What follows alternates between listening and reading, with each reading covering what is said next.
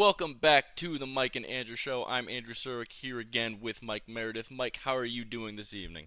Good, man. It's going to be a long episode, you guys. Strap in. Yeah, that's right. A long episode. Mike and I are both on vacation later this week, so no episode on Thursday. So we're giving you it all. We're giving you review from this past weekend and this weekend's previews, and on top of some other things that we want to talk about going on in the world of sports today. So let's get right into it, man. We have a lot to discuss. Thursday night, Jags and Saints. Jaguars on the road. They win 31-24 in this one. Um, it was a pretty good game for Jacksonville. Trevor Lawrence looked really good. Derek Carr struggled, but he also put up some pretty good numbers as well. This was a pretty entertaining game, despite both these teams not really being, the best in the league, man. But very, very impressive game. Very fun to watch, I thought. Yeah, I think the Jaguars definitely were favored in this one. And, the Saints have been up and down a lot this year. Not surprised that Jacksonville took home the W with this one. No, not at all, man. So on to Sunday's games here. Man, Detroit went on the road to to Baltimore. Got a This, piece of humble pie. yeah, they lose 38-6. They didn't score until very late in the game. Look, the Ravens just from the start, man, just were dominant. Yeah. The Lions Opening defense, drive, it was over. yep, Yeah. the Lions It was defense. Aaron Glenn cannot make a scheme that can stop you know a mobile quarterback. We made Lamar Jackson look like a really good quarterback, yeah. which is embarrassing because We he's made not a Lamar really good. look great. Right. Yeah. It's just like, man, Aaron Glenn cannot come up with a scheme to stop any mobile quarterback, and it proves from last year and this year. We've struggled against mobile quarterbacks, and it was just embarrassing. The offense literally could not do anything. Jamison Williams, he's a bust. I don't care what anyone says. That man is a bust. Like, I mean, you can't track balls. They're bouncing off your face. Every single target you drop in this game, and it's ridiculous. He in his entire career so far in the NFL, he has 21 targets. He only has 5 catches. That's Jeez. yeah, that is bust territory right there, man. What did you take away from this one? Yeah, man. I know people were hyping the Lions, including us ourselves, and you know, I think they just definitely a reality check, to at least pump the brakes a little bit. But I think they would have lost against anyone in the NFL the way they played this week. Nothing was working. Offense, defense, just no one could figure it out. And like you said with Aaron Glenn, man, it's weird with him because like the defense will be clicking sometimes, and when they click, they're really good. But when they don't know what the fuck they're doing, he is not good at adjusting, man. Like he wasn't able to make an adjustment all game. They just kept going up and down the field. I'm pretty sure they scored in their first 4 or 5 straight drives. The Ravens did. So, just it was just a blowout from start to finish. I mean, every time the Ravens would score, Lions would punt, 3-and-out. Ravens would come and score.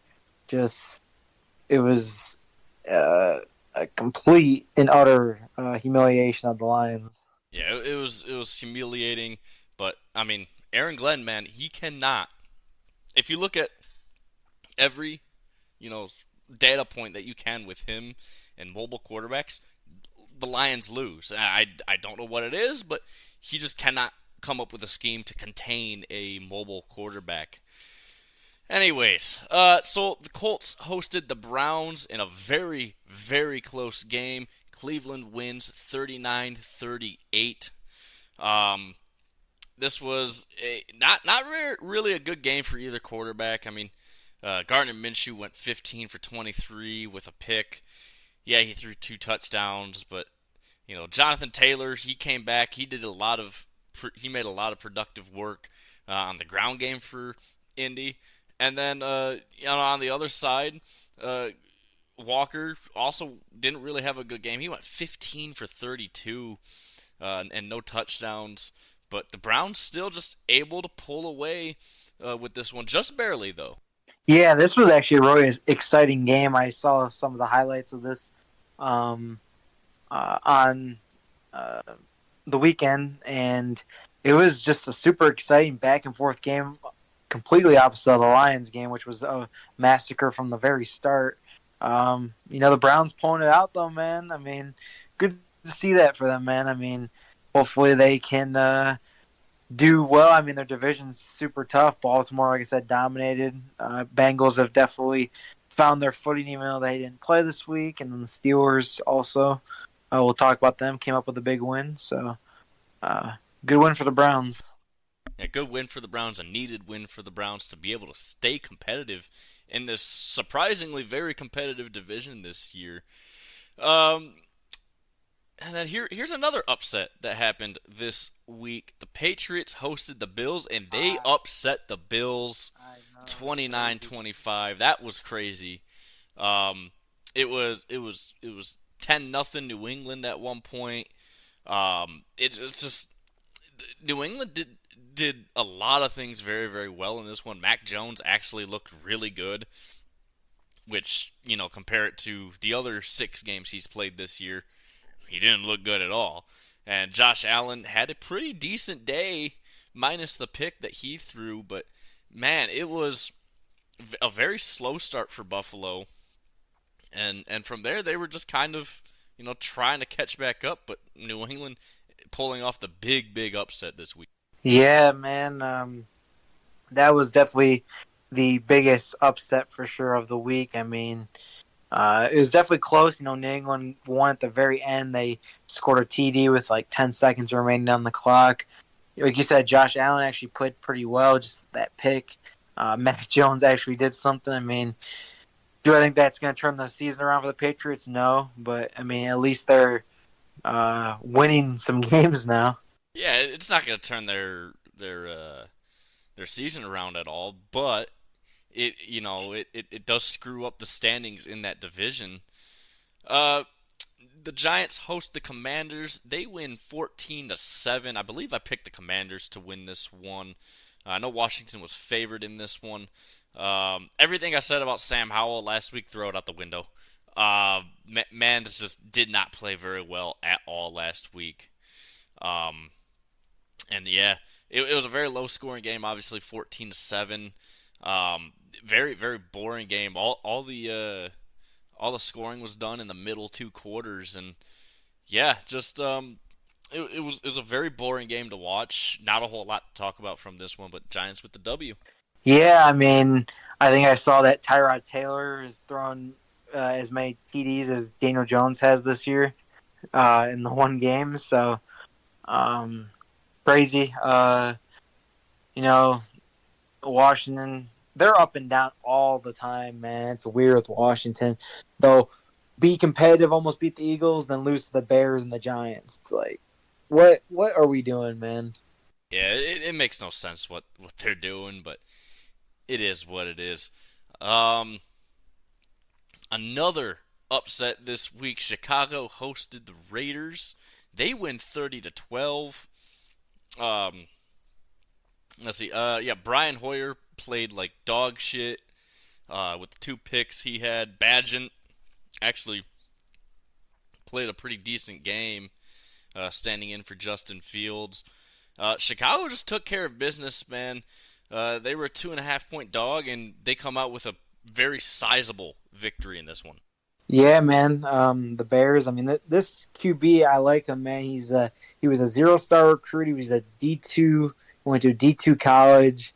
Just a nice story, and like, he's winning more games than they are with Fields, man. Like, time for Fields to go. Yeah, when a Division II guy who he did break the NCAA record for touchdowns in a single season or touchdowns in a career. I forget what it was exactly that I saw for stats for him.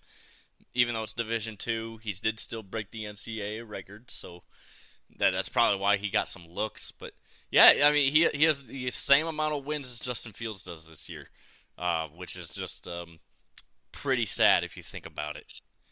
Um, Yeah. Tampa Bay hosted Atlanta. and they lose 13-16. And this was another upset, man. There were a lot of upsets this week. Um, but yeah, Tampa Bay losing in this one 13-16. Baker Mayfield did not really play that great of a game. And Desmond Shitter, despite no touchdown passes, he actually played fairly competent football in this one. But a lot of Atlanta's offense was still on the ground. Um, but yeah, a low scoring game, wasn't really that all that fun to watch. But yeah, just another one of those upsets this week. Yeah, man. Another crazy one. Shout out to my man Young Hoku, man. I watched the end of that game, man, with the game-winning field goal. Uh, uh, it was a really low-scoring game, 16-13, but yeah, Atlanta with the big upset, man. I mean, uh, definitely a fight for that NFC South. Whoever's going to win that division, because it's trash, but one of those teams has got to win. Yeah, you're absolutely right about that. So far, I've counted 1, 2, 3, 4, 5. Now we're moving on to the sixth upset of the week already. Pittsburgh beating the Yep. Rams. Man, Stafford, he played a pretty decent game. He also threw a pick. Kenny Pickett looked pretty good as well. He had a game just about comparable to Desmond Shitter.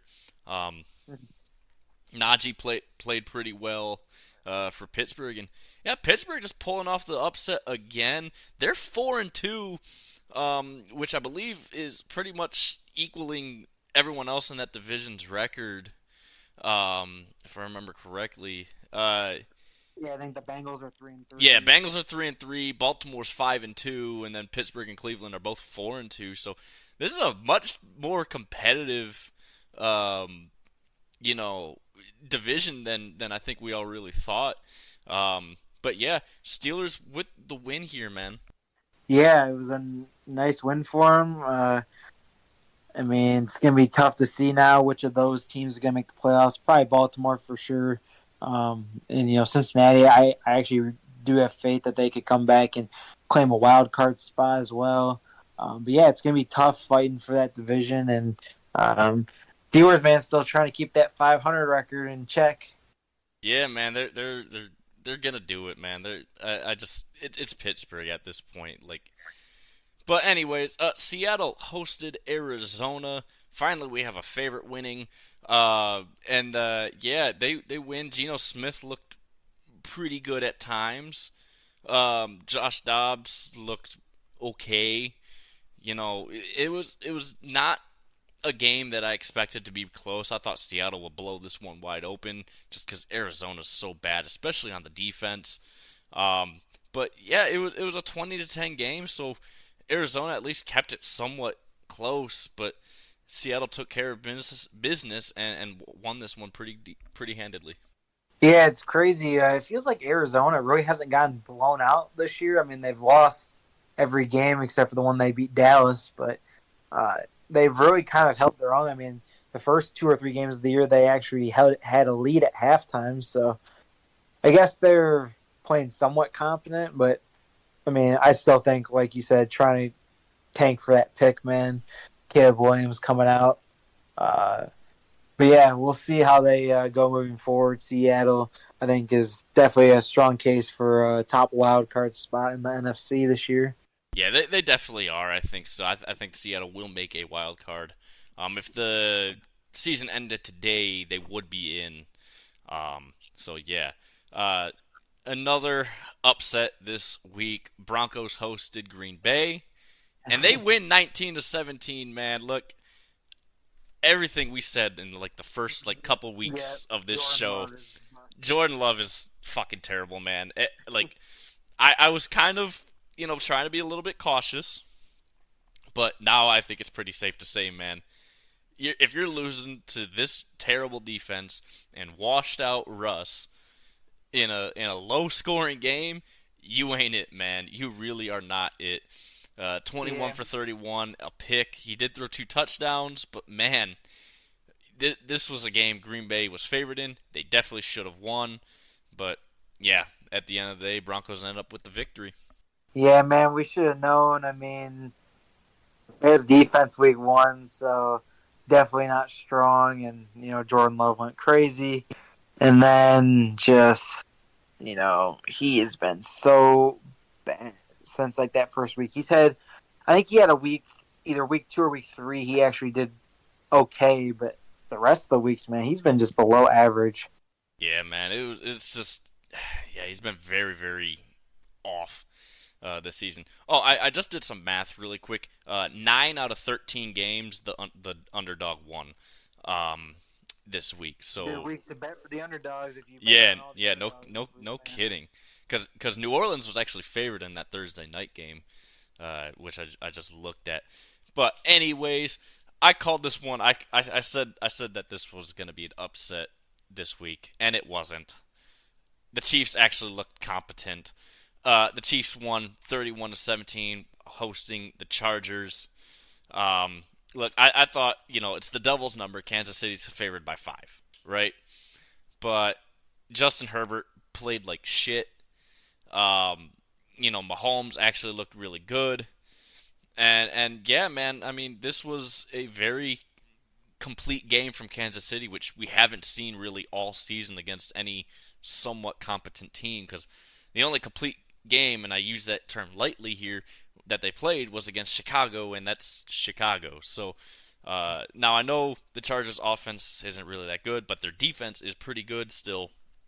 So for Kansas City to finally break that barrier and hit over 30 points in a game, uh, their offense finally getting some momentum going here this season. Yeah, the Chiefs definitely trying to claim their spot back on the top of the power rankings. I know we were pretty harsh on them last week for the power rankings, but I know they're going to be either 1 or 2 on this one. We'll see what they're feeling. But yeah, I mean Mahomes and Kelsey. Kelsey had a huge game, especially in the first half.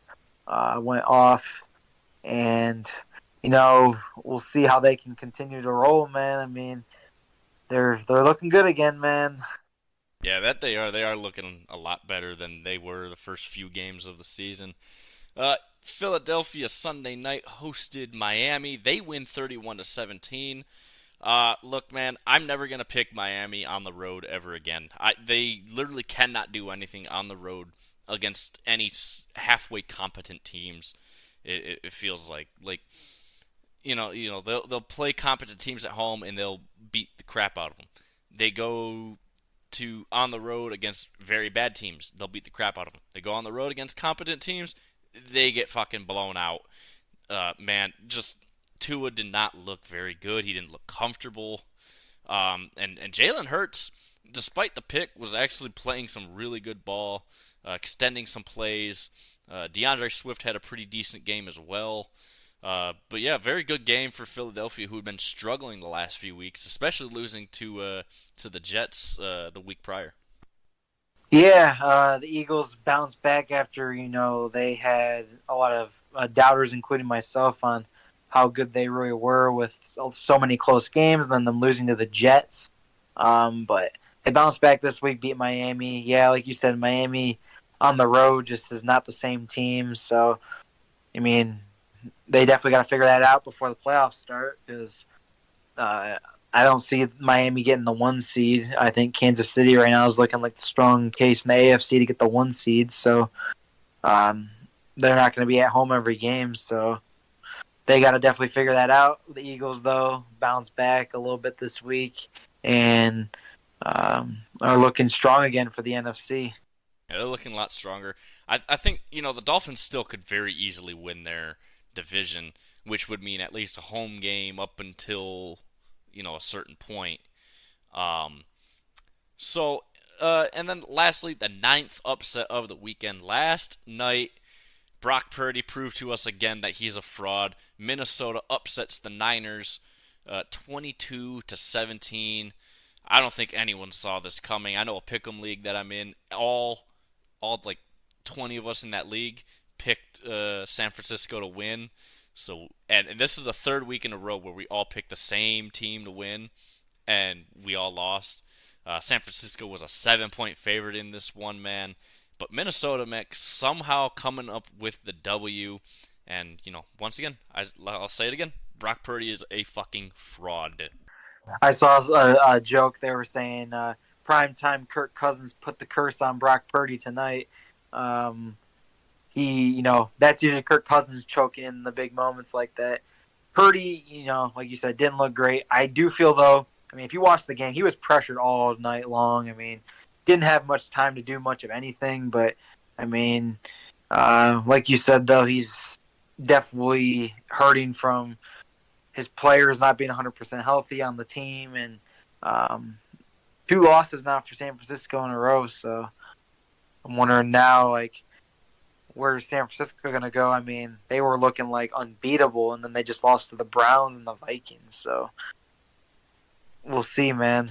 Yeah, I know not having a lot of healthy weapons at the moment doesn't help.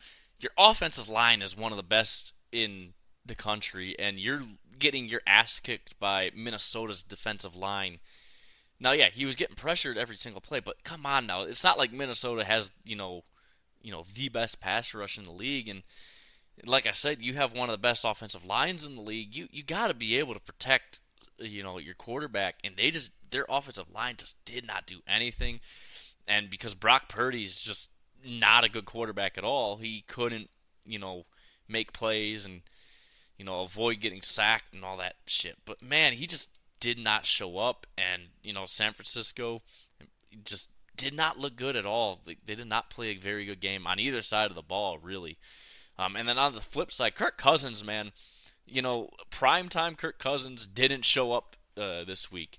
He went 35 for 45. He did throw a pick. He did throw for 2 touchdowns as well, but he had 378 yards in the air, man. That is incredible, and that's without Justin Jefferson too. But that said, he had all those yards, and they only scored 22 points, which is just mind-blowing, really. Yeah. So that wraps up the NFL games from this weekend. So we're going to quickly get into the power rankings blitz. Staying at number 10, the Cleveland Browns. They had a very good game. Very fun game to watch back and forth between Indianapolis. But if you're letting Indianapolis play even close to you with Gardner Minshew, are you really that good? And especially with how good that Browns defense has been so far this year. I like them at 10. It's just their defense was a little bit questionable this week to me.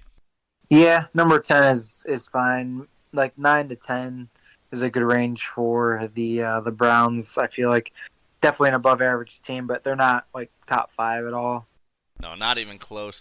Falling another 2 spots this week to number 9, the Buffalo Bills. Look, if you lose to New England, who is a very, very bad team with a very, very bad quarterback, and your defense is supposed to be this really good team, really good defense, and you're letting Mac Jones light you up like a Christmas tree.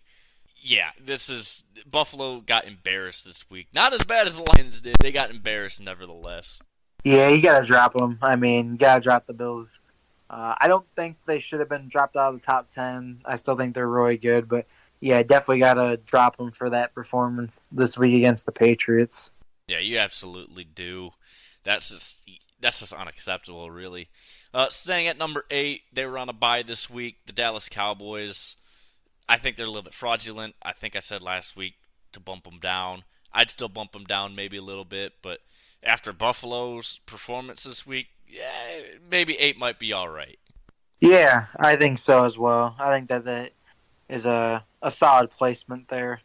Dropping out of the top 5, dropping 3 spots to number 7, the Detroit Lions. Look, it's embarrassing, man. It really was just embarrassing. The offense couldn't do anything. Aaron Glenn's defense literally cannot stop a mobile quarterback. It was just really bad. I know a lot of things didn't go the Lions' ways. There's a lot of missed holding calls on Baltimore's offensive line. But that said, the secondary was playing 10 yards off of everyone the entire game and just letting everyone stay wide open. You can't be doing that, especially in the playoffs, on the road especially. You're not going to win with soft coverage like that. Yeah, it was crazy. You mentioned the soft coverage I was watching. It's like Zay Flowers in the middle of the field, open every time, giving him 5-10 yards of space. Like, why are you not up on him, man? Or even Odell was kind of going crazy at the start of the game. Like, got to be able to guard them receivers, man. Like, they got competent receivers, man. You can't just tag off of them, expect them not to catch the ball. It's not Jamison Williams out there, man. They're not going to drop it. Right, like you would sack Lamar a lot more if you actually covered your receivers, but and this is exactly why the Lions lost to Seattle. They were playing 10 yards off of everyone, and then the next week they're playing press coverage again, and what do you know? They're getting a ton of sacks. So it's just I don't know what the game plan was for Detroit's defense, but that was just pretty embarrassing on both sides of the ball. Staying at number 6 with the win this week, upset win too, over New Orleans, the Jacksonville Jaguars. They played a very good game in this one. I think they're clearly now the division leaders, and they got a very big win this weekend with a lot of teams in their division either on a bye or losing a game. So yeah, this was a good. I think this is a good spot for Jacksonville though. Yeah, they had a nice win against the Saints, and they won this week, so you definitely got to give them some credit. They've definitely been picking it up. I do think that they should be outside the top 5, so I think number 6 is a solid placement for them. Dropping down 2 spots to number 5, the Miami Dolphins. Look, they just can't win on the road, plain and simple. Like the 2 games that they went on the road against competent teams, they lost, and they got pretty embarrassed in those games as well. I think this is a good spot for them still. Their offense still really is really, really good. But yeah, it's if you want to be, a top level team, you have to be able to win on the road and against competent teams on the road, and they just can't do it right now. Yeah, I mean, they it was against Philadelphia, but still, their team needs to be better on the road, and they need to win those competitive games. I mean, that's what separates the good teams from the great teams, is the ones who are able to win the close competitive matchups, and Dolphins just could not do that. They lost another one to Buffalo, and they lost to the Eagles. Two really competitive teams, and they got to win those games. So, got to be looking for some adjustments that they can make, especially going on the road. Yeah, that's their biggest issue, is just playing on the road so far. Going up 9 spots this week, the Baltimore Ravens. I think this is a little bit high for them. I know they just straight up dominated the Lions. But I don't know if I can really see them dominating a team like that again. It's just the way the NFL works, and I still can't trust Lamar, despite Detroit doing their best to make Lamar look like a really, really good quarterback. I just don't know if I can still trust him, man.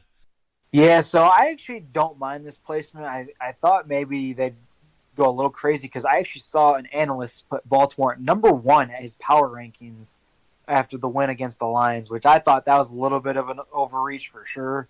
Number 1 team in the NFL, but I think 4 is a fine spot for them. They just dominated. Do I think they're going to do that again to another top 5 team? Probably not, but I mean, you got to give them credit for just. They knew Detroit was going to be a tough team for them, 5-1, and they came out and didn't make any mistakes and made sure that they secured the win pretty early in that game. So I respect number 4 for Baltimore. Like I said, number 1's a little of an overreaction, I feel like, from some people. Yeah, I mean, number 1's definitely a way big overreaction. But who they have at number 1, I really don't agree with here still, but we'll get to that in a minute. Dropping 2 spots from that number 1 spot to number 3, San Francisco. Look, 2 bad losses to teams that you should definitely beat in a row. Doesn't look good. Brock Purdy, 2 picks in the 4th quarter, ending any chance of a comeback for the 49ers. Just Yeah, it was not a very good game for the 49ers. The defense didn't hold up against that pretty mid offense. Um, but yeah, just I agree with this placement, man. They have not looked good the last 2 weeks, and like you said earlier on a few weeks ago, was just they're number one until someone beats them, and now they've been beaten twice, and look at that, they're not number one anymore. Yeah, I mean, can't have them at number one. Like I said last week, I thought maybe a bad game. They had some injuries. Put them at number. You can keep them at number one, but now that they've lost back to back, you got to move them down. And I think that 3 is respectable. Yeah, it's pretty respectable. I think they'll be looking to bounce back, but I don't think they're gonna do a whole lot with Brock Purdy. Uh, at number two, going up 3 spots, the Philadelphia Eagles. I think they should be number one, in my honest opinion. They've done a lot more so far than the team that's at number one. They held Miami's explosive offense to only 17 points. That's pretty impressive. Now, yes, like I said, Miami on the road is completely different from Miami at home, but still to do what they did after a pretty tough, last few 3 weeks, 3 or 4 weeks now for Philadelphia. There was a very nice win against a very, very good Miami team. Yeah, honestly, I feel like it's just pick your poison at this point between the Chiefs or the Eagles. For me, it's tough because last week I would have for sure said. Well, last week they both kind of disappointed me. I felt like they both were kind of high up. The Eagles definitely had the more dominant win this week, so I probably would give the edge to the Eagles over the Chiefs, even though the Chiefs were dominant too. But Eagles being the I think the Dolphins are better than the Chargers for sure. So definitely a more impressive opponent. So it's tough though, man. But I think I got to agree with you. The Eagles, number one, should be number one. Absolutely. And then at number one, moving up 1 spot, the Kansas City Chiefs. Look, they finally played a very complete game for the first time this season, which is why I think they're a little too high up. It's just against really, really good teams, they haven't looked good at all. I mean, they lost to the Lions. I wouldn't say the Lions are really, really good, but the Lions are a good team. And not looking good against really, really bad teams, just it's not cutting it for me. Now I know they get a win. It's pretty dominant over a divisional rival, but I cannot justify putting Kansas City at number one yet. Yeah, I mean, I'd have them number two just because I feel like you got to put the one-loss teams at 1 and 2, just because they haven't lost more than one game. So I'd put Kansas State at number two. I'm not too mad about them being number one. Like I said, we got to put those two at the top. But we'll see, man. Next week, we'll see how they fare. Are they playing next week or are they on a bye? Let me look real quick. I believe no, Kansas City does play next week. They play the Broncos. Okay. We'll get into that later in the episode. But for now, we're gonna look back into the college football games this week. A couple of upsets in the top 25. A ton of upsets not in the top 25. But we're not going to cover those. But let's start it off Saturday night. Michigan State hosted Michigan. I know you went to the game with Ian, Mm-hmm. and you guys had everyone doing the "fuck Ohio" chant. Yeah. But Michigan wins 49-0. Look, despite everything going on with Michigan and the cheating scandal that's still being investigated, Michigan State was being very cautious with how they were calling plays. Having Caton Hauser go to the sideline to get the play. It was a very it was a very dominant game from Michigan. They should have had another touchdown at the end, but Donovan Edwards apparently didn't get set there. But it is what it is. It could have been 56-0. Had the rest of the game shaked out the way it did. But yeah, man, Michigan just a very, very dominant performance again. doing what they need to do, making bad teams look bad. The over/under for this was 46.5, and Michigan covered it by themselves. But yeah, man, just a dominant win, and I think it kind of showed that Michigan, despite really not knowing Michigan State's plays, if that's what they were doing, stealing signs, it kind of showed in a way that Michigan doesn't really need to. Yeah, Michigan. I mean, Michigan State's just fucking awful this year, man. But I will say, I want to talk about a few things real quick from my experience there. I mean, Spartan Stadium, it's definitely cool, man. They need to get rid of the fucking steep ass climb though to get to like the upper levels, man. It feels like you're walking up the fucking like a 15 incline treadmill, man. It's crazy. Someone's gonna fall on one of them things one day, man. Especially like in the snow and ice and shit. But yeah, man, we had a lit section 107 if you were there. Section 107 was lit. We were next to some Michigan fans who were just plastered out their mind, but they were cool fucking dudes. Very respectful. They were definitely big Michigan fans, but like I said, kind of our little back and forth there, which was cool. There was some fucking asshole Michigan State guy who was getting into it with some of the Michigan guys who were next to us, and they actually got kicked out of the stadium. So I thought that was pretty funny. We started a "Fuck Ohio" chant that was going on throughout the whole game. We just had a really lit ass section. We saw two drunk guys kind of arguing with each other at the end of the game. Yeah, so I had a really good time, even though it was a 49-0 blowout. Just the crowd and the atmosphere is unmatched, man. Especially you go to a college game, man. It's lit. Yeah, the only college game I've been to was Michigan's beatdown over Purdue last year in the Big Ten title game. But yeah, man, it was a big blowout. I'm happy that we won. I only watched the first half. I didn't care about the second half because I knew we already had the win after the first drive. But yeah. Number 3, Ohio State hosted number 7, Penn State. They win 20-12. Now, look, I still think Penn State's defense is one of, if not the best defenses in the country.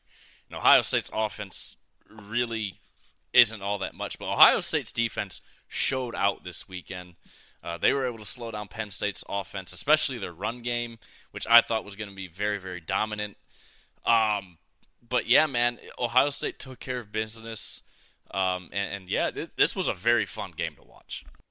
Yeah, I don't know about fun because I didn't catch a lot of the game because I was getting ready for it, but I was like, wow, if you like defensive games, this was definitely the one for you. But I'm like, really, 20-12, like that's what we get out of a 3-7 matchup. Pretty crazy. Ohio State with the big win though. Penn State's defense definitely did good, but yeah, just no offense at all. Yeah, I thought Penn State was going to win this one. I know you did too.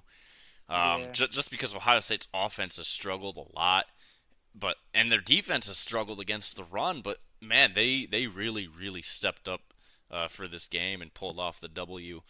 Oklahoma, number 6, hosted UCF, and they almost get upset. They win 31-29. UCF was up at some points in the game. Oklahoma did not look good at all, man. They were really struggling against a really, really bad UCF team. Yeah, and I think I remember when we did the podcast last week. We pretty much just brushed this game to the side. We were like, Oklahoma's got this. I mean, they're a big favorite, and they almost lost, which was just crazy to see. Yeah, we literally were both like, yeah, Oklahoma by like 30 or whatever. Like, it was a very close game that I did not see coming. Navy hosted number 22 Air Force. Air Force wins 17-6. Air Force kind of struggled a little bit. Their offense has been really rolling so far this year, but they struggled against a really, really bad Navy team and a really, really bad Navy defense, man. But they were able to handle business. They did cover the spread, I believe, too. But, man, it wasn't a very, very exciting game to watch at all. Yeah, it wasn't. Air Force, though, ranked team, and they came out with the wins. So good for them for, being ranked and not letting it get to them and winning the game out. Yeah, it's very weird to see any of the academy schools be ranked, but here we are with Air Force ranked. Number 9, Oregon hosted Washington State. They win at 38-24. Bo Nix had a really good game again. Um, and Washington State they put up a good fight, but at the end they just fall pretty short. They lose by 14 to Oregon. Yeah, Oregon with the big win. At least Washington State didn't get blown out as bad as they did the last week against Arizona. So at least they were somewhat, you know, close in this game. But Oregon, the better team, and wins the game. Yeah, it's been a long couple of weeks now for Washington State. Few losses strung together now, and yeah, they were ranked, and now they're not even close. Number 11, Bama hosted number 17, Tennessee. They win 34-20. I know we were both really hoping that Tennessee won. We both thought Bama would win, but we both wanted Tennessee to win in this one, and yeah, that's exactly how it played out, man. Bama took the win here. It was not a very good game, especially from Joe Milton, man. He's just so inaccurate, but he has such a great arm on him. Yeah. Again, Bama taking over. Wish they'd lose again. Don't. America would love it if Bama lost again, but yeah. Number 20, Missouri hosted South Carolina. They win 34-12. Plain and simple, Spencer Rattler's dog ass. I don't know what any of the hype was about him, man. But yeah, Missouri handled business very well. Their defense looked really good. Their offense has been really good so far this year, man. But yeah, Missouri putting on a pretty good show so far this year. Yeah, they've definitely been better than I thought they'd be. Yeah, Spencer Rattler, man. I remember when he was hyped up to be like a top pick, man. And he's just not that. But yeah, so that was a good win, though. Yeah, I remember he was all hyped up at Oklahoma, and now he's just not looking good.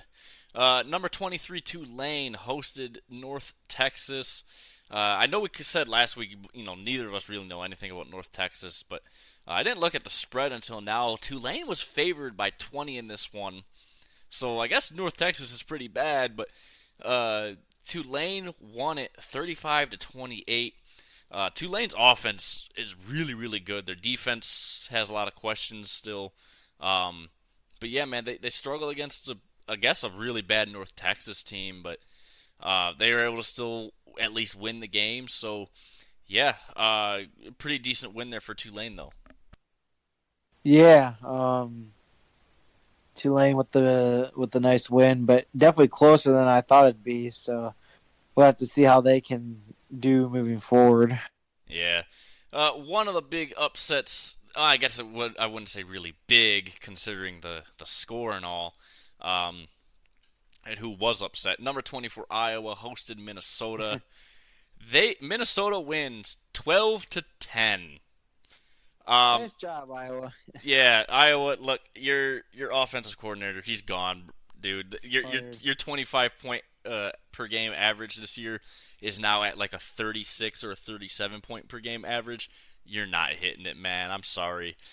Minnesota with a sneaky W here, though. They are not a very good team, but able to sneak one past a really good Iowa defense.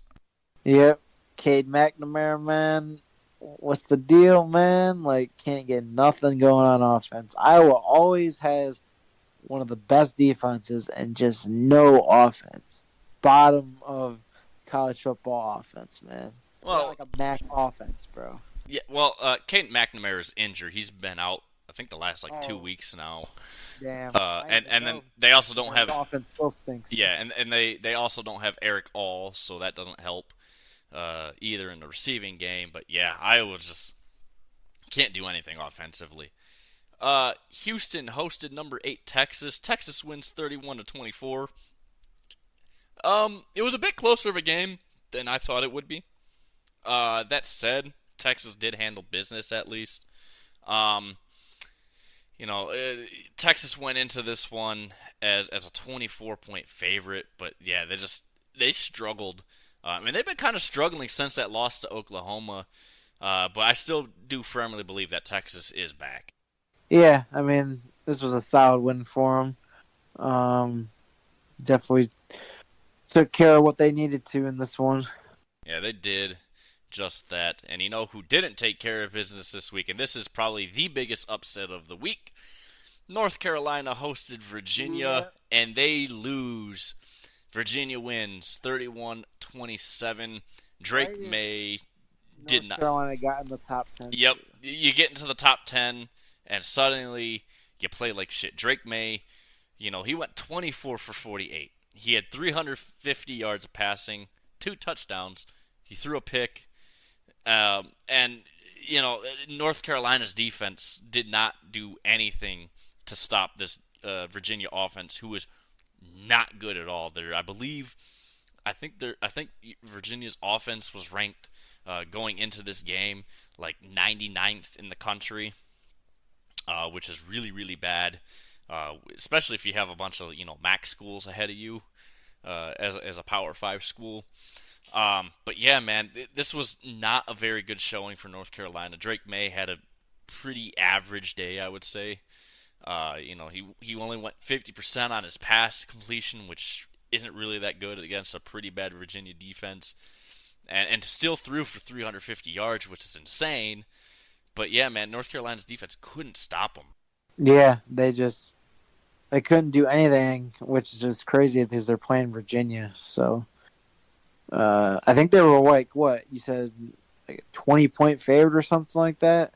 24-point favorites. Yeah, crazy.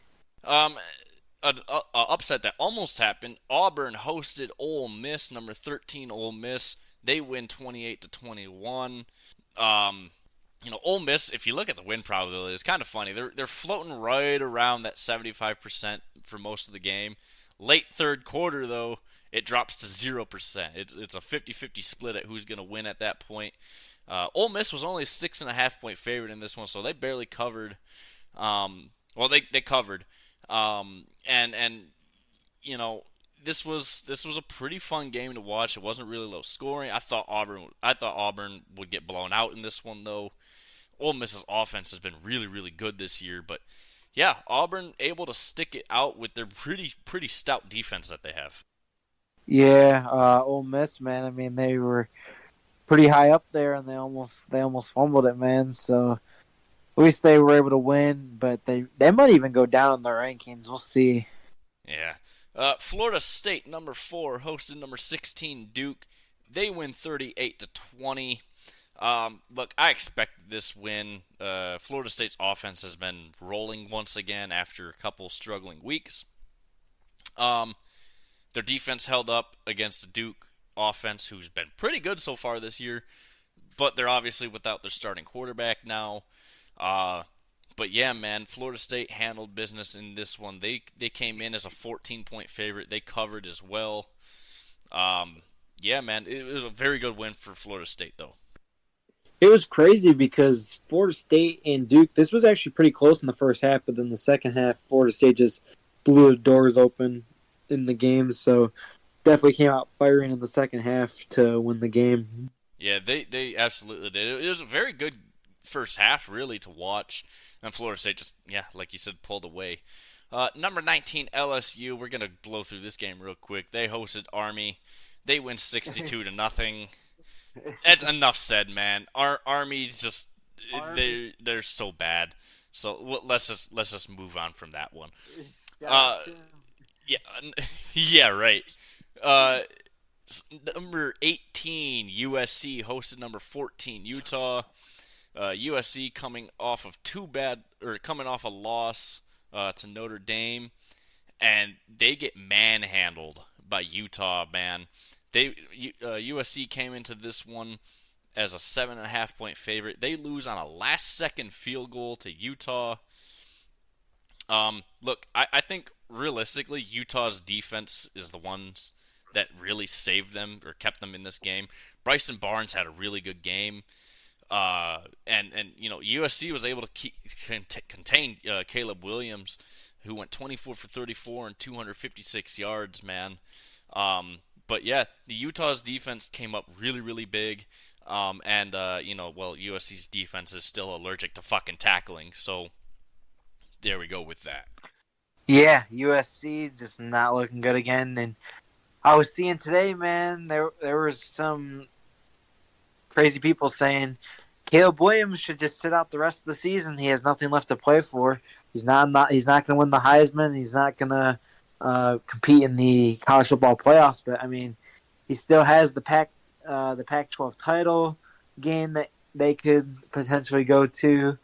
And then I wouldn't want to see him quit on his team. But I mean, do you think Caleb Williams should sit out the rest of the year and get ready for the draft? No, I mean, look. Yeah, he might not win the Heisman now. Yeah, he's definitely not going to the college football playoffs now. And he's probably not going to play in the Pac-12 championship unless something drastic happens to Utah, Oregon, and Washington. There's just no way that USC is even going to make it to the Pac-12 championship game. The last Pac-12 championship game, mind you. That said, man, you still got to make yourself at least look good for the NFL. I know he doesn't have a lot to really play for now, but if you still want to go number one overall, go out there and prove that you deserve to be number one overall. Mm-hmm. Number 25 UCLA went into Stanford. They win 42-7. UCLA needed a bounce back after last week's loss. And I mean, yes, Stanford's really bad. Yes, they have the upset win over Colorado, which, oh man, that victory might be the greatest victory this year, in my honest opinion, just for the memes that happened. But yeah, man, UCLA getting everything that they needed to done. They handled Stanford very, very well. They win 42-7. Yeah. Stanford, not much here, but like you said, man, that win against Colorado was super satisfying, though. Yeah, and then lastly, number 5 Washington hosted Arizona State. They win 15-7. Penix did not really play a very good game at all. Washington's offense struggled, especially with Penix throwing those 2 picks. Their defense, obviously, it's Arizona State, so you're not going to allow them to score a whole lot. But this should have been a blowout, man. But I know Washington's coming off a very, very, very emotional win over Oregon. And so that's probably what caused this to happen with, just a very bad game offensively from everyone. But yeah, man, Washington barely getting the job done this weekend. Yeah, I think you were right on. Just Washington played so hard against Oregon and got that big, hard-fought win. I think that took a lot out of them for this upcoming week. That they definitely didn't play as well, but as long as they got the win, I think that they're still happy that they were able to just do that and move on and maybe recover and move past the big high with the Oregon win and get back into the race here for the college football playoffs. Yeah, absolutely. A win like that does not help your bid in all reality. But that does it for your NCAA top 25 matchups for this weekend. So now we're going to move in to the previews for this weekend. And Thursday night, we got a pretty decent game here for once on prime time. The Bills host the Buccaneers. Buffalo's an 8.5-point favorite in this one. Obviously, the Bucs coming off 2 bad losses now. One to Detroit, and then the other to a very bad Atlanta team. And the Bills coming off a very, very tough loss as well from New England. So whose losing streak is going to continue? I think it's going to be Tampa Bay. I think so too. I think Buffalo will come back and win this one. I mean, they just lost the Patriots. They cannot lose to Tampa too. So, I mean, Tampa's definitely a respectable team, but Buffalo should be able to win this one. Yeah, they definitely should. Miami hosts New England. They're a 9.5 point favorite. Miami, at home, I expect them to win this one. New England, yes, they did just beat Buffalo, but that said, I think Miami's a lot better of a team than Buffalo. So yeah, I think Miami wins this one. I don't know if they cover necessarily, but they probably will. Yeah, I think they're going to cover too. I think that they'll win by like 2 scores, so probably like 14. Yep. The New York versus New York battle. Giants host the Jets, although technically the Jets are also hosting the Giants. Because they share the same stadium. All jokes aside, though, the Jets are favored by 3 in this one. Look, the Giants' offense is dog ass. So's the Jets' offense. But that said, the Jets have a Super Bowl caliber defense. So I'm gonna go with the Jets in this one. I think it'll be a very, very, very low scoring game, like what we saw in Minnesota and Iowa. Something about like a 10-12 final score, something like that. I think we will see. Yeah, I think so too. I'm going to go with the Jets too in this one. I could see it being like another 13-10 final or something like that. Pretty low scoring game. Yeah, it's gonna be very, very low scoring. Steelers host the Jaguars. Jacksonville's a 2.5 point favorite in this one. Um, my gut's telling me to take Jacksonville in this one and the points, but I don't know, man. The Steelers have been playing really, really good ball lately. But I think I am gonna stick with Jacksonville, and they will cover just barely though. Yeah, I'm going to go Jacksonville too. I think that spread is pretty head on. I think it's going to be about like a 3 point game. I think that Jacksonville and the Steelers is definitely going to be tougher than most people are thinking. Steelers have definitely been playing better, but Jacksonville is the better team, so I think they'll take this one. But I wouldn't be shocked if the Steelers get another win here. But Jacksonville also needs to get some big wins here coming up. Yeah, Jacksonville definitely needs to win. So does Pittsburgh, though, if they want to even have a chance at really sniffing the playoffs. But yeah, I think Jacksonville is the better team. But man, the Steelers have just been wrecking people lately, and not like wrecking them, but just coming out and beating teams that they're underdogs to. Tennessee hosts Atlanta. Atlanta's a 2.5 point favorite in this one. I don't agree with the spread necessarily. I think Atlanta's definitely going to win. I think it's going to be a much bigger spread than this, though. I think the Titans' defense is really bad. Their offense is really bad. Atlanta's offense has proven at times to be somewhat good.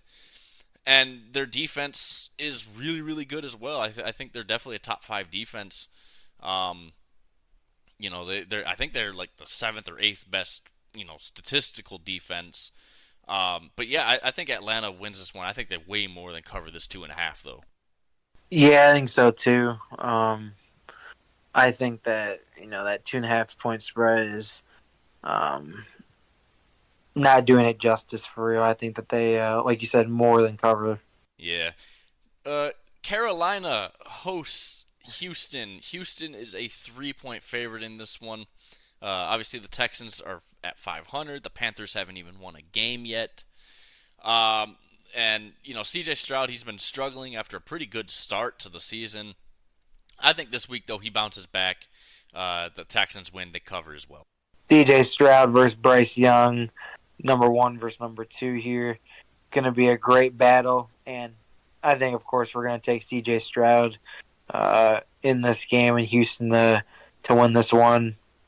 Green Bay hosts Minnesota. The odds are even for this one. I want Green Bay to win this one, just because it helps the Lions if they win. So yeah, I'm going with Green Bay in this one. Like I said, both of these teams have been struggling. Kirk Cousins obviously showed up big time on last night on Monday, but at the same time, I think the Packers have a good enough defense to stop Minnesota, and they don't have Justin Jefferson still. So yeah, I'm picking the Packers for this one. I think this one's going to be close. Like you said, I kind of want the Packers just so that Minnesota will be 3-5, but I think Minnesota is going to win the game, so I'm going to go with Minnesota. But we'll see, man. I think this is another very close game that could go either way. Yeah, when you have even odds for a Mm-hmm. game, when you have an even spread, you know it's going to be a very very close game. It's probably going to be really low scoring too. Indianapolis hosts New Orleans. Indy's a 1 point favorite in this one. Um, Look, Indy's struggled. They don't have Anthony Richardson. The Saints have struggled. They lost to Jacksonville this past week when they were favorited. Look, I think Indianapolis wins this one. I don't know if they cover. I mean, they definitely will cover. It's a flat one. What am I talking about? But that said, um, this is going to be a very, very close game still. I wouldn't be shocked at all to see the Saints win this one. I would like to see the Saints win this one just because I want the memes to happen for Indianapolis because I'm just tired of all the talking heads in this town talking about how good the Colts are and how they can make the playoffs still and blah blah blah. I'm like, shut up. They're not that good. But I think they will win this week. Yeah, I got the Colts too. The Saints, I mean, they're both really inconsistent. I mean, the Colts are the same way. They'll do really well and then they'll stink another week. But I have more faith in them than I do the Saints. I think the Saints are so fraudulent. The Colts really aren't that great either. I mean, this is a toss up, but if you had to ask me, like which team do you have more faith in, I would say the Colts. Yeah, and that's basically what it comes down to. Is I have a slight bit more faith in the Colts than I do the Saints. The Commanders host the Eagles. Philadelphia is a 6.5 point favorite in this one. Last time these two played, which was I think week 5, if I'm not mistaken, Washington took Philly to overtime. Yeah. This time Washington's at home. If they play like they did on the road, at home now, I could see the Commanders winning this one. I think I'm going to take the Eagles though, just to be on the safe side. But I would not be shocked at all to see the Commanders win this. Yeah, the Commanders seem to always play the Eagles tough, and I'm pretty sure they beat them when they were 8-0. Was it last year or 2 years ago when the Eagles were 8-0 to start the year? The Commanders beat them. They almost beat them this year. Commanders play the Eagles pretty tough as an in-division rivalry there.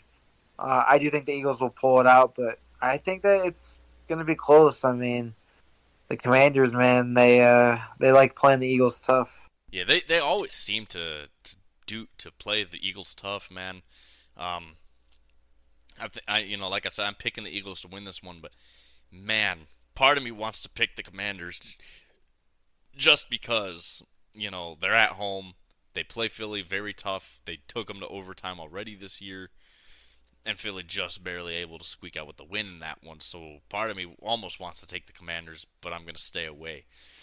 Seattle hosts Cleveland. Seattle a 3 point favorite in this one. Um, I think Seattle's going to win this one. I think their offense is going to struggle a little bit against this Browns defense, who's proven to be really good so far this year. But man, the Browns offense just can't do anything. Seattle's defense, while it's not the greatest, I think could definitely stop this Browns offense. So I'm going to take Seattle in this one. I think they cover as well. Yeah, I'm going to go with the Seahawks as well. I think this is a close game, though. I think that the Browns defense will definitely hold Seattle's offense at least to a somewhat reasonable amount of points, maybe in the 20s. But I think Seattle is I trust their offense more than I trust Seattle's defense more than I trust the Browns offense. So I think their defense will be fine holding the Browns offense, and I think Seattle will pull away and win this one eventually. Yeah, I just I don't know, man. This one's I think is gonna be a pretty close game for most of it, but yeah, the Browns offense I can't trust it at all. Arizona hosts Baltimore. Baltimore's an 8.5 point favorite in this one. Um, I think Baltimore wins. I think Arizona's actually going to keep this very close. I think what we saw this past weekend from Baltimore was just a not. I wouldn't necessarily say a fluke, but I don't think you're going to see that level of dominance from them again. Um, it's very hard to dominate a team in the NFL. I think Arizona at least will keep this one close, though. But I am going to take Baltimore, but Arizona's going to cover. Yeah, I mean, when you have such a dominant win, it's really hard to follow that up with another really dominant win. But I think that Baltimore is easily going to win this one. Again, like you said, I'm not sure if they're going to cover. Arizona's definitely going to keep it close, but I feel like at the end, Baltimore might pull away and cover the spreads. So we'll definitely see how that goes, but Baltimore's winning this one. Yeah, no, they're definitely winning. I just can't see them covering, especially coming off a very big win like that. Denver hosts Kansas City. Kansas City is 8-point favorite in this one. Look, Kansas City, outside of last week, has struggled offensively. Um, you know, they've not looked very dominant like they have in years past. Yes, they're 6-1. They're handling business, but man, they just haven't looked like themselves much this year at all. That said, though, Denver's pretty bad. I know they're coming off a pretty big upset win over Green Bay, but Russ, washed out Russ or Patrick Mahomes, I'm gonna take Patrick Mahomes. I think Kansas City covers this as well. Yeah, I'm going Kansas City as well. Denver just Russ is garbage, one of the worst quarterbacks in the league, and their defense wasn't so hot either. Kansas City, I think, wins this one pretty easily. San Francisco hosts Cincinnati. San Francisco's a 5.5-point favorite in this one. Is this the get right week for Brock Purdy and the 49ers? I don't know. The Bengals have been a lot better. They're coming off a bye. I'm going to take the Bengals in this one. I think San Francisco will go on a 3-game losing streak here. I don't know if they get better yet. And like I said, Cincinnati's coming off a bye, and they've been playing really good ball the last couple weeks now. So, yeah, I'm taking the Bengals. I'm also going to roll with the Bengals here. I think that I really want to pick the 49ers because I really like their team, but I also really love the Bengals team. I love Chase and Burrow, of course. I think that they're going to be electric this week, and I think that the 49ers will lose another game, but then they're going to go on another big winning streak after they lose this third game. Yeah, I think I could really see the Niners doing exactly that, losing this one and then going on another nice streak. The Chargers host the Bears. The Chargers are an 8.5-point favorite. This is your toilet bowl of the week. Yeah. I'm gonna go with the Chargers in this one. I trust their defense enough to stop this very, very, very, very, very, very bad Bears offense. The Bears' offense blows. I think this is a get-right week for Justin Herbert after a pretty abysmal week this past week against Kansas City. Yeah, I'm taking the Chargers this one. I think it's going to be a closer game than this spread says. I think LA by 5. Yeah, I mean, if the Chargers lose to the Bears, man, I mean that's just awful. Can't lose to the Bears. I do think that they will win this one. I think with you too. I think that be around a touchdown win. So I can see like a 27-20 win here for the Chargers. Yeah, something like that, or like a 28-23 win, something like that. I think is really realistic for the Chargers here. And then Monday night, Detroit hosts Las Vegas. Detroit's an 8-point favorite in this one. Vegas is a struggling team. They don't have Jimmy G right now, or at least I don't think they have Jimmy G right now. And the Lions, they're coming off a very, very, very bad loss to Baltimore. I think this is a get-right week for the entire team. The offense will finally reset itself, maybe get something going again. And then the defense, they definitely want to get themselves right because that's an embarrassing loss to just keep letting Baltimore score again and again and again and again. So yeah, I think Detroit wins this one.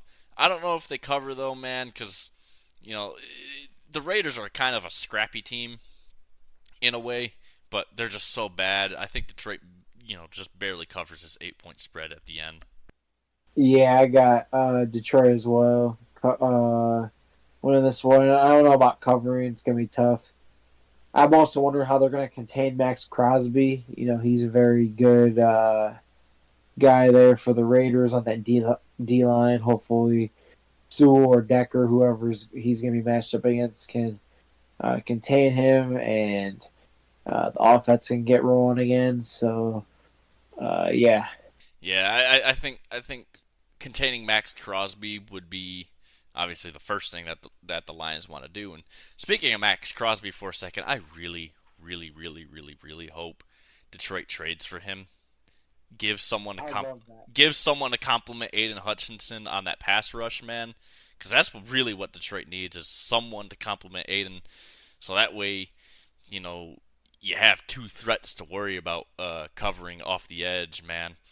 But yeah, it is. I think Detroit wins this one. I would love to see Detroit just embarrass Las Vegas, and then the next day on Tuesday, which is trade deadline day, trade for Max Crosby. Yeah, I can't believe how close the trade deadline's coming up. So lots of big moves to be made. Oh yeah, man. We're gonna cover everything that happens on Tuesday, on next Tuesday's episode. So yeah, we'll definitely have to talk a ton about that. But let's get into the NCAA previews for the top 25. Michigan doesn't play this week; they're on a bye. I think they're the last top 25 team to finally have their bye. So let's get right into it then. Wake Forest hosts number 4 Florida State. FSU's a 20-point favorite, 25.5-point favorite in this one. I think we both take a Florida State in this one. Wake Forest has been pretty ass. Florida State's really good. Enough said, right? Yep. Kansas hosts number 6 Oklahoma. Oklahoma's a 10-point favorite in this one. Kansas has been in and out of the rankings this season. I think Kansas is actually going to pull off the upset, though. They're at home. They're a pretty decent team. Oklahoma's hasn't looked right, especially keeping it close. Being almost upset by UCF. I think Oklahoma will lose this one. I think Kansas wins by maybe a last-second field goal, like we saw this past week with USC and Utah. Yeah, I think it's going to be a closer one than before. I think Kansas definitely has the potential to win this one, but I think I'm still going to go with Oklahoma. I know that they haven't played too well this year, other than that, of course, that big win against Texas. So I think they definitely, though, have to find something to click with their team, especially after that tough win this week, down to UCF. So Kansas, though, I think puts up a pretty solid fight against them. Yeah, I just think this is that kind of game that Kansas will get themselves right, get themselves back to the rankings again, and Oklahoma drops out of the top 10. Number 10, Penn State hosts Indiana. Penn State's a 32-point favorite. I think we all agree. Yeah, Penn State, easy and win. they probably cover. Yeah, easy win. Florida hosts number 1 Georgia. Georgia's a 14.5-point favorite. I think Georgia's going to win. I would love, love, love, love, love for Georgia to lose this one, but Florida's just so bad, man. They're very fraudulent. Yeah, Georgia, I mean, they've got this. I do think Florida, though, will put up a solid fight. I mean, they're definitely a respectable long-term program that has had a lot of success in the past, so they definitely are just going to get steamrolled over. At least I hope not. But they don't stand a chance against the number 1 team. Yeah, I think there's a chance just because there's no Brock Wright for Georgia. They don't have the cheat code player out there. I think Florida will cover this though. I don't know Georgia will get that 14.5. They kind of struggled 2 weeks ago against Vanderbilt. So yeah, man, I think Georgia wins. I really hope they don't. I really hope they don't. But it is what it is there. Number 7, Texas hosts BYU. Texas is a 17.5 point favorite in this one. It's a Big 12 matchup because I completely forgot BYU finally joined a division or a conference, I should say. But I think Texas wins this one. BYU has actually been pretty decent so far this year. A couple tough losses. But that said, I think Texas wins this one. I don't know if they cover, though. They've kind of struggled the last couple of weeks now. So I could see something like a 35 to 30 win or somewhere in that range. Yeah, I gotta agree too, man. With the pick there. Yeah. Number 13, Utah hosts number 8, Oregon. Oregon's a 6.5 point favorite. This is going to be a very, very fun game to watch, I think. Utah, obviously a big, big win over USC. Oregon coming off a nice bounce back win after losing to Washington. Road Bo Nix this year has actually been fairly good compared to years prior. My heart wants Utah. My brain says Oregon. I think this is going to be a much closer game than that 6.5, though. I think Oregon wins by like 2 or 3 here. Yeah, this is like the game of the week, man. I mean, Oregon and Utah, both top teams. I think so as well. I'm gonna go with Oregon to win by like 2 or 3 points. I'd love to see Utah. They were a dark horse competitor at the start of the season, but I just think that Oregon has a little bit better of a team, and Bo Nix has been better on the road, so I think that they'll take this one. Yeah, you can actually trust Road Bo Nix this year, like you couldn't trust him last year, but standing toe to toe against Michael Penix was pretty impressive to say the least. But yeah, this is gonna be a very tough one. Utah's defense is very, very physical, which is what I like about them. But I think if Utah had Cam Rising and that one receiver who's been out as well, I can't remember his name right now. It starts with an E. But anyways, if they had those two, I think I'd pick Utah easily in this one. But yeah, man, I think this is going to be a pretty close game. Number 14, Notre Dame hosts Pitt. Notre Dame is a 20-point favorite in this one. Look, I think Notre Dame's going to win this one. I think they cover. Pitt is fucking horrible.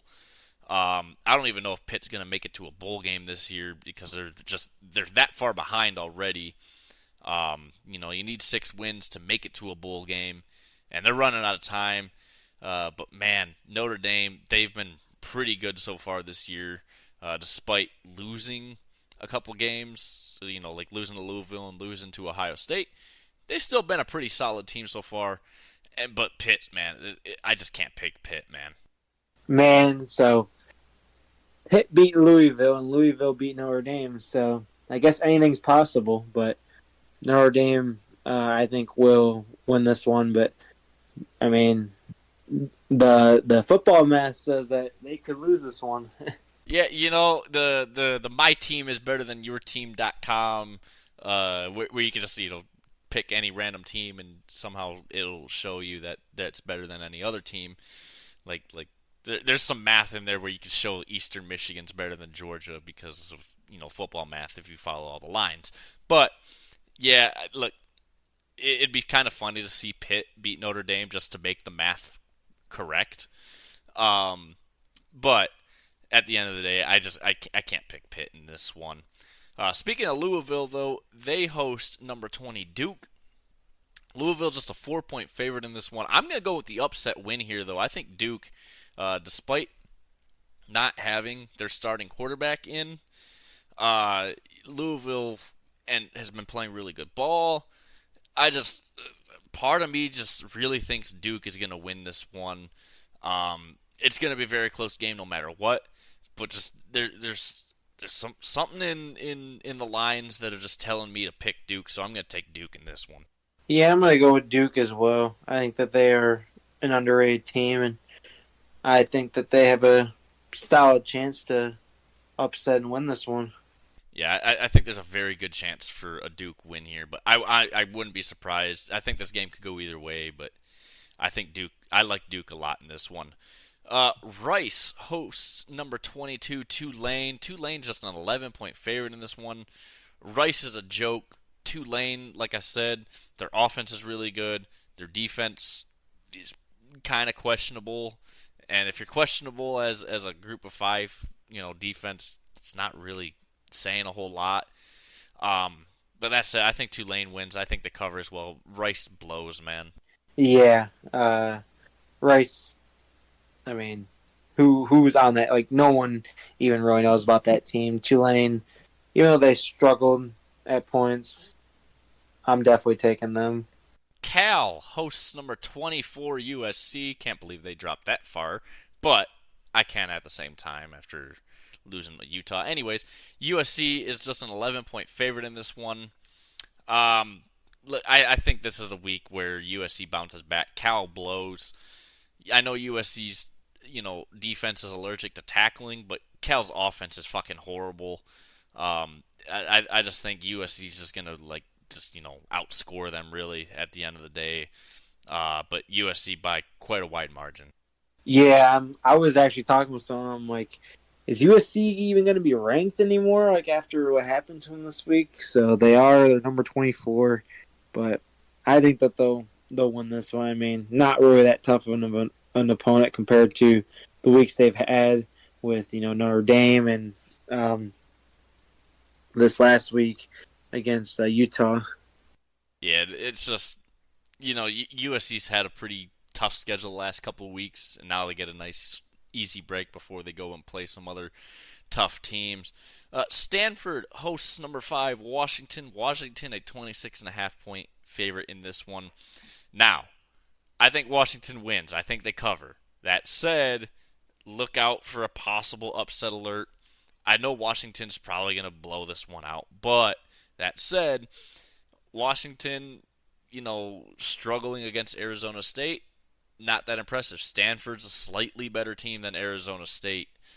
So maybe it was a lot of emotions this past week after that big win for Washington, and that's why they struggled and only kicked 5 field goals to win. But at the end of the day, I think Washington will win. I think they will cover. But Stanford, they might stick it to them. Who knows? Yeah, I definitely could, see Stanford coming back. That'd be pretty funny, but I think that Stanford just doesn't have the team to compete in this one. No, they definitely don't. But everyone thought Stanford couldn't compete with Colorado, but here we are. Colorado State hosts number 19 Air Force. Air Force moved up in the rankings despite kind of struggling this week, but kind of makes sense with USC losing. But anyways, Air Force is only favored by 12 in this one. Colorado State, they stuck it to Colorado, took it to overtime with them. They're 3-4, but I just think Air Force wins this one. They've got a lot going for them. I think Air Force kind of gets things back in order this week, and they'll handle business with Colorado State. Yeah, I think so too. I think Air Force is definitely a solid team, and Colorado State is just not good. So they're going to take the W in this one. The Battle of the Moonshiners. Kentucky hosts number 21 Tennessee. Tennessee coming off a loss to Alabama this week. Tennessee's just a 3.5-point favorite in this one. I kind of like the upset in this one. Kentucky, they're not really a good team at all. Tennessee's been struggling, though, as of late. They struggled against A&M. They obviously just got beat pretty badly by Bama.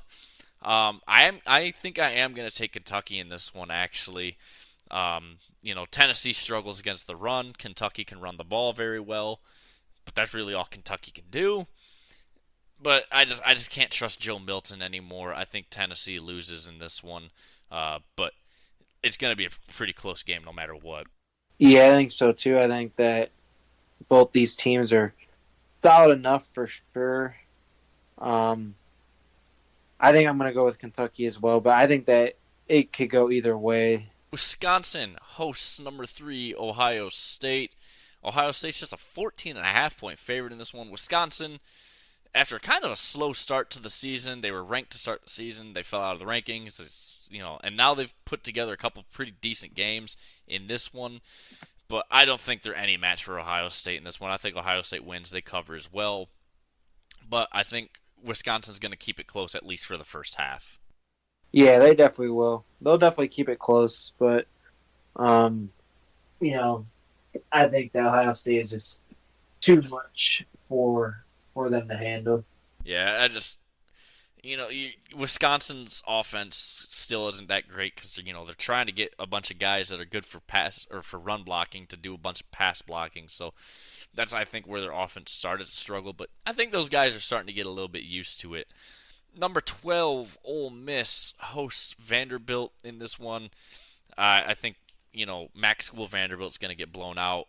Ole Miss is a 24.5 point favorite in this one. I think we both agree we're taking Ole Miss here. Yeah, definitely. Number 23, UCLA hosts Colorado. UCLA a 17-point favorite in this one.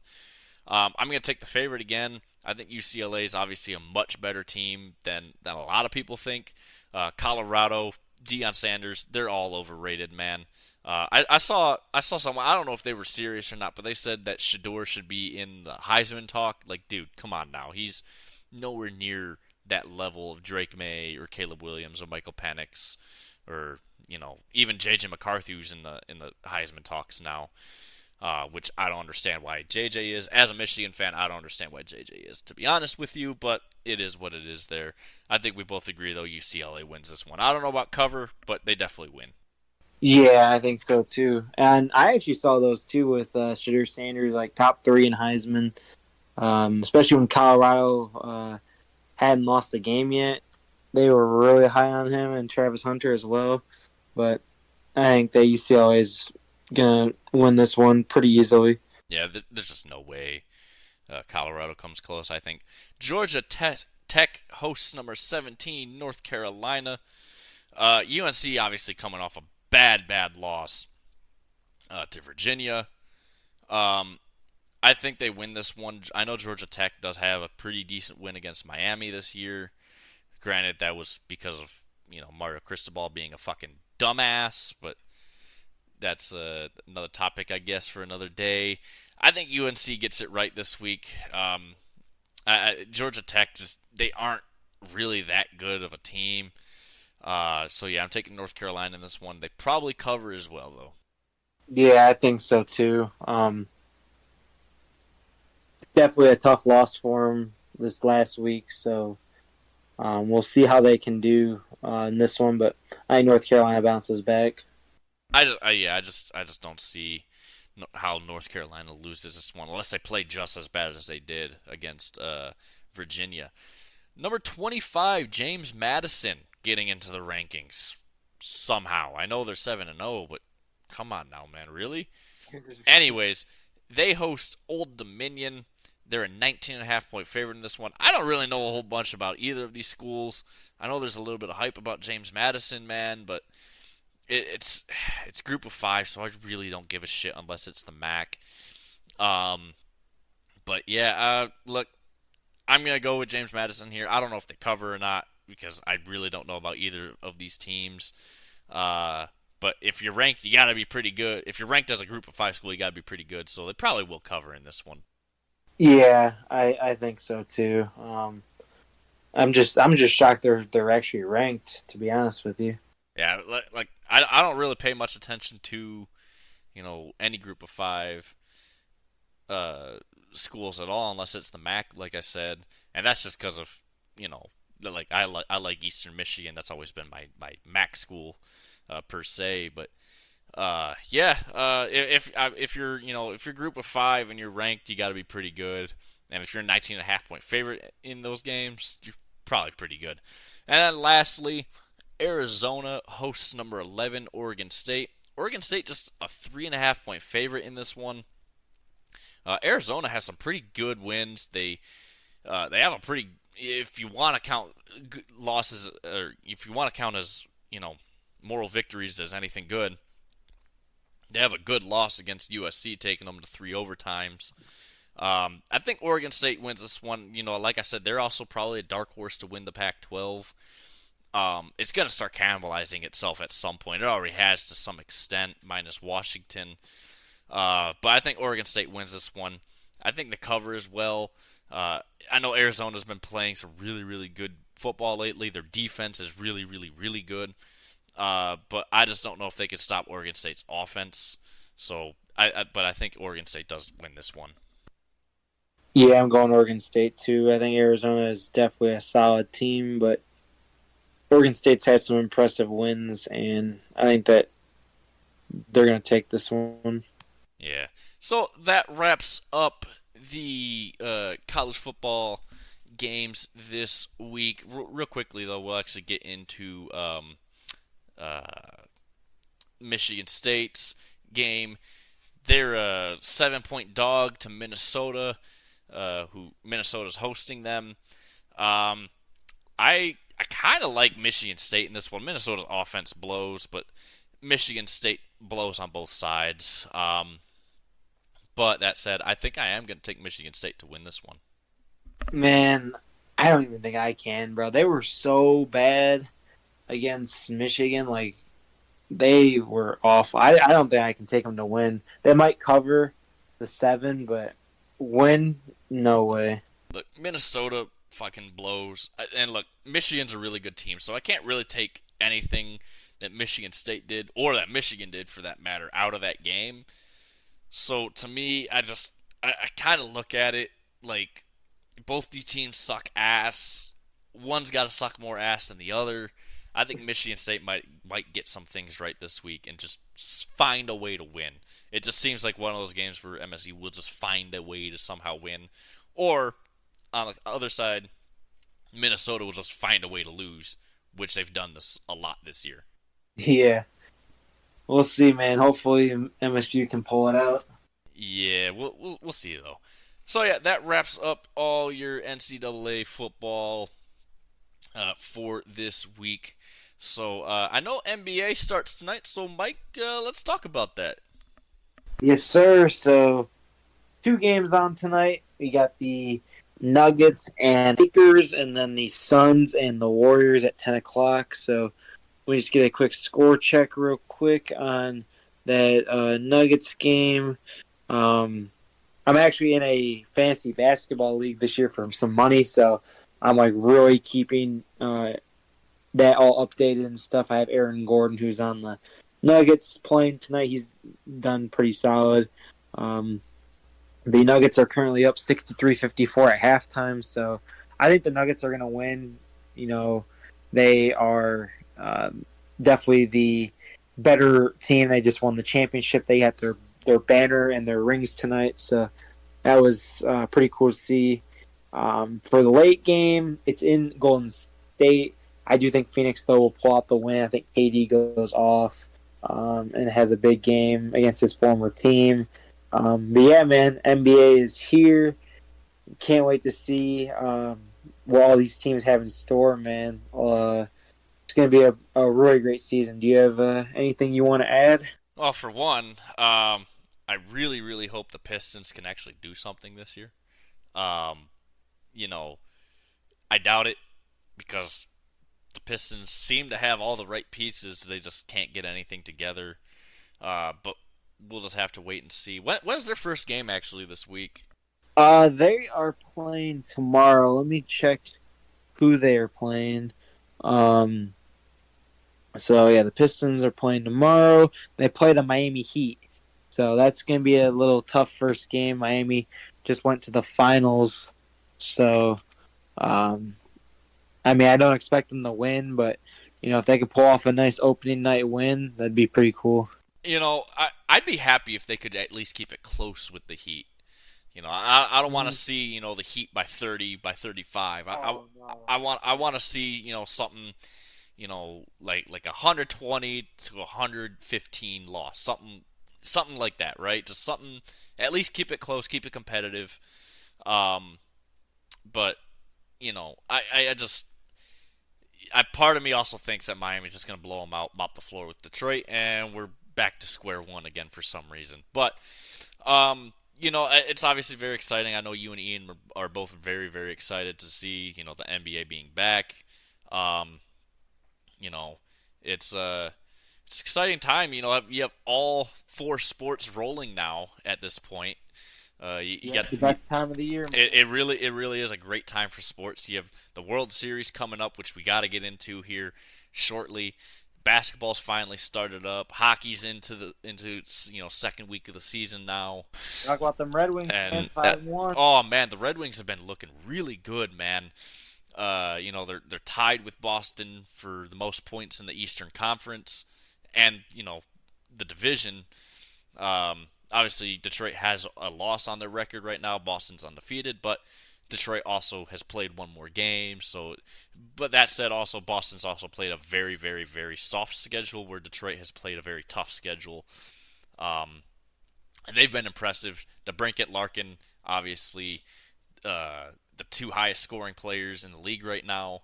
DeBrincat leads the league in goals right now.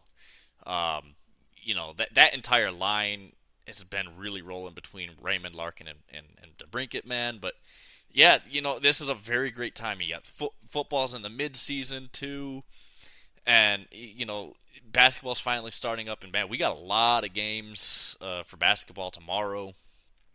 Um, you know, we got 16 games on tonight for the NHL, and they did that on purpose because tonight's the launch of Frozen Frenzy, which is the NHL's version of Red Zone. So that's been exciting. There's a lot of excitement around that. I think Detroit's playing right now, actually. Oh, yeah, it's still 0-0 for that game, um, with the Kraken 8 minutes left in the first. But, yeah, man, it's exciting times, man. All four sports are just rolling now, and tons of excitement. For real, man. Lots to see, man. But yeah, let's get into the World Series talk, man. So, what a crazy AL and NLCS, man. So, let's get a score check real quick on Game 7. It's 1-1 right now, top of the third. It just started, so yeah, this is gonna be a very fun game to watch. I'm definitely keeping my eye on it, but yeah, who do you got? I I Backs of the Phillies. I in my pick'ems I put Philly. I wouldn't be shocked at all to see the Diamondbacks continue the Cinderella story that they've had this year, man.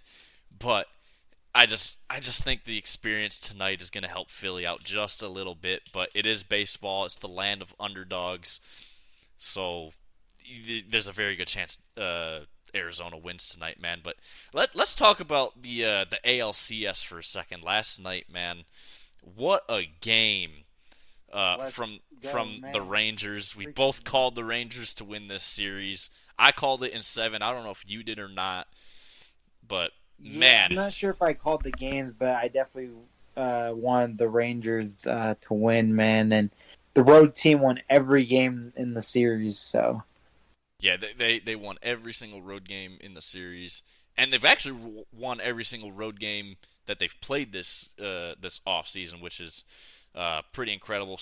Max Scherzer didn't really have a great start to his game. He only pitched 2.2 innings last night, but the bullpen stepped up and they played very, very good baseball. But man, Corey Seager had an incredible game last night, and so did Adolis Garcia. Man, he went 4 for 5, I think, yesterday. Yeah, 4 for 5. Yeah, dude, he had an incredible game to help this Texas team win, man. I know that's going to be the Astros' most hated player for years to come because the whole he hit the home run in was it game? Yeah, it was game 5.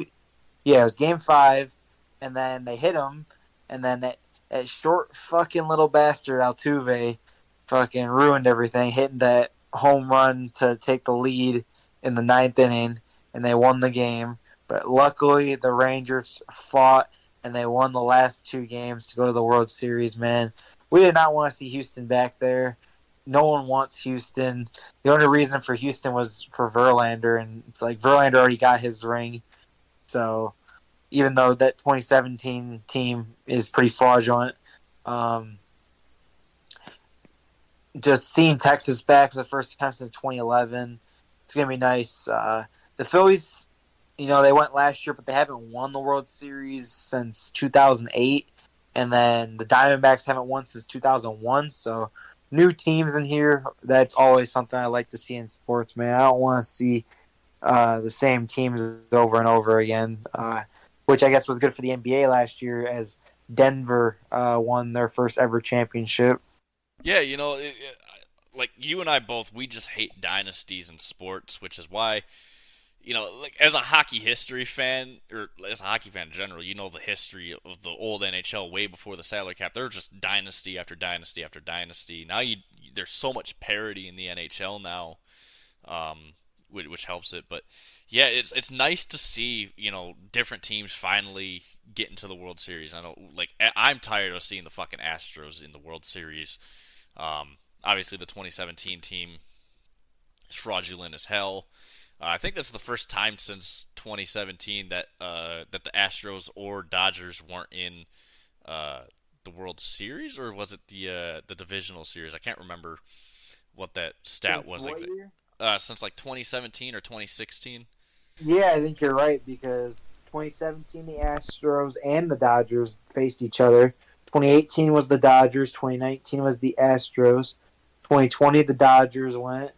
2021, 2022 was Houston. So, yep. Yeah, I mean, it's nice to finally see two different teams in the World Series finally. Um, but yeah, man, I know the World Series will start Friday night, and there's games, Friday, Saturday, Sunday, and Monday. So hopefully there's no clean sweep in the World Series, man, because that would kind of suck for our episode on Tuesday next week. But that said, man, it is very, very nice to see finally just none of these dynasty teams in the World Series.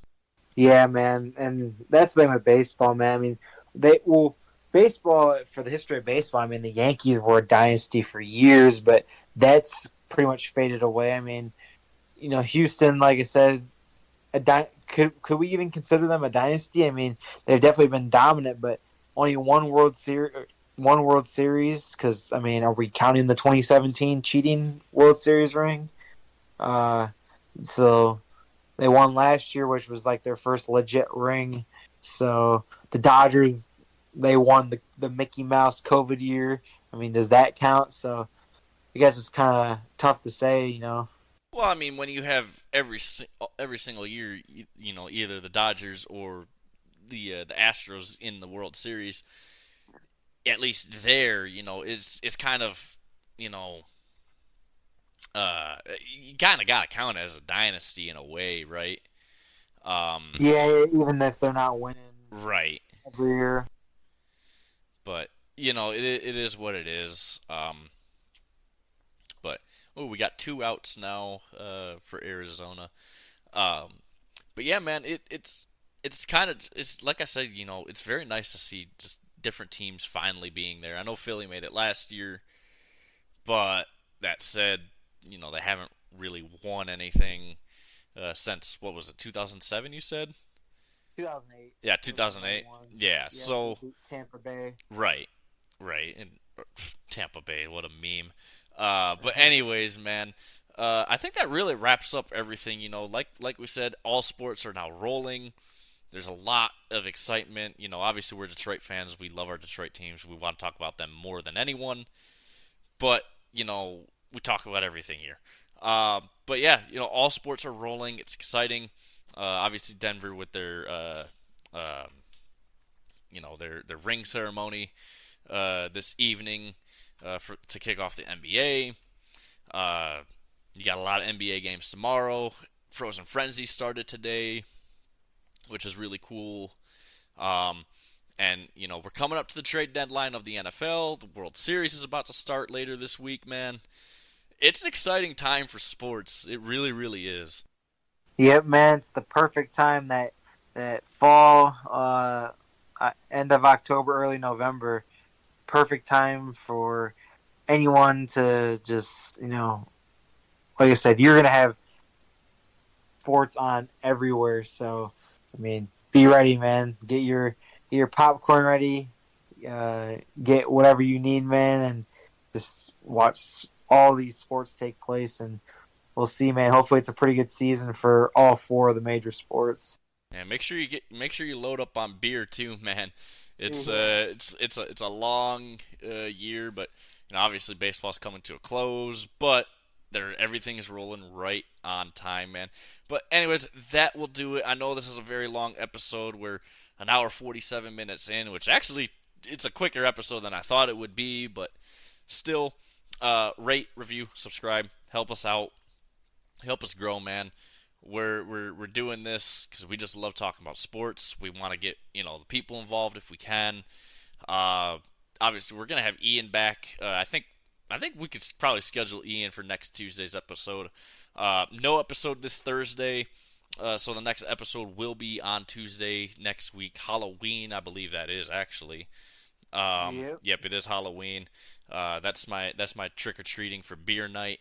Um, but anyways, that said, guys, thank you guys so much for listening, and we will see you guys next Tuesday.